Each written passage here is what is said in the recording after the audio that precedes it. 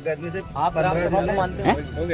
कितने कौन सी ग्राम सभा क्या होती है? आप पहले बतलाइए। आप राजस्व अधिकारी हो, ग्राम सभा क्या होता है बताइए जरा। 2-3 प्रकार की ग्राम सभा, पेशा वाली ग्राम सभा। आप मानते किसको? आप मानते किसको? मैं सबको मानता हूँ।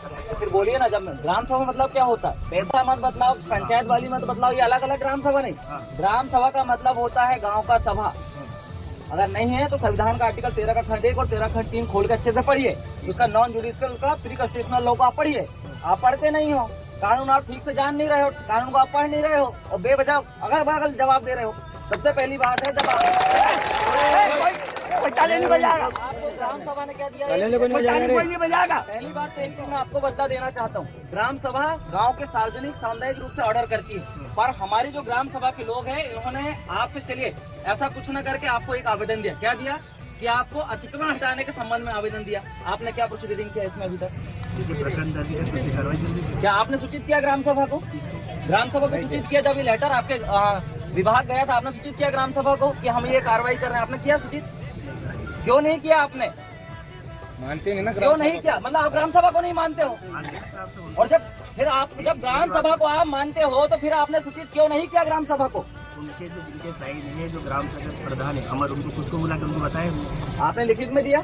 ऐसे बोलने को तो कोई भी कुछ भी बोल देगा। मैं भी बोल दूंगा प्रधानमंत्री, मान लोगे क्या? आपको लिख के देना था ना आपको। ये नहीं, आपका काम क्या है? जब ग्राम सभा आपको लिख के दी, हम भी बोल देते कि जाओ हुजूर जाके उसको हटा दो अतिक्रमण, आप मान लेते क्या? हमने आपको लिखित विधिवत दिया। आपका क्या काम था कि आप प्रोसीडिंग कर रहे हो तो आपको क्या करना था? कि हमको लिखित में देना थी कि हाँ हुजूर फलाना गांव में जो ग्राम सभा थी उसका प्रतिवेदन हमको मिला, उसके आधार पे हम लोग कार्रवाई कर रहे हैं। आपको सूचित करना है, पर आपने किया क्या? नहीं किया। मतलब आप ग्राम सभा के प्रोटोकॉल का उल्लंघन कर रहे हो। ग्राम सभा का जो non legislative sources of law का जो एरिया का जो कानून है, जैसे गैर विधायी स्रोत कहते हैं, कानून पढ़े हो? स्थायी विधायी स्रोत को आप मान रहे हो, प्रत्योजित विधायी स्रोत को आप मान रहे हो, अस्थायी विधायी स्रोत के आदेश निर्देशों को आप मान रहे हो, तो गैर विधायी स्रोत के आदेश निर्देशों कौन मानेगा? कौन मानेगा जी? बोलिए ना, कौन मानेगा? गैर विधायी स्रोत जाने हो ना, आपके यूपीएससी का सिलेबस है ना, पीएससी का भी सिलेबस में है ना, भारत की राज्य व्यवस्था में दिया है कि नहीं? क्या बोला है वो? बोलती बंद फालतू बात नहीं करेगा कोई।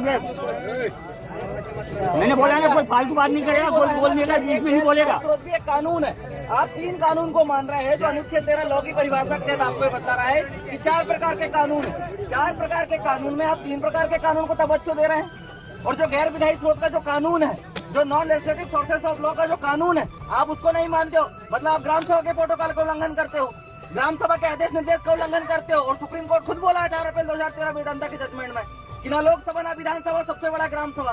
मतलब आप सुप्रीम कोर्ट के आदेश निर्देशों का भी अवहेलना कर रहे हो। मतलब आर्टिकल 141 का उल्लंघन कर रहे हो। तो आपके ऊपर तो देशद्रोह का मुकदमा दायर होना चाहिए कि नहीं? बोलिए जी, होना चाहिए कि नहीं? आपके पास जवाब नहीं है। फिर उसके बाद दूसरी बात, पुलिस वाले साहब आप सुनिए, जब आपके पास गांव का ग्राम सभा आपके पास बोलता है कि आप एफआईआर कीजिए, उन्हें आतंकवादी बोला, नक्सली बोला या बोला भी नहीं, ये बात का मैटर है। आपका काम क्या था? पहले एफआईआर करना था। आप एफआईआर करें? ये प्रावधान है। प्रावधान मत बतलाइए, आपका काम है। अगर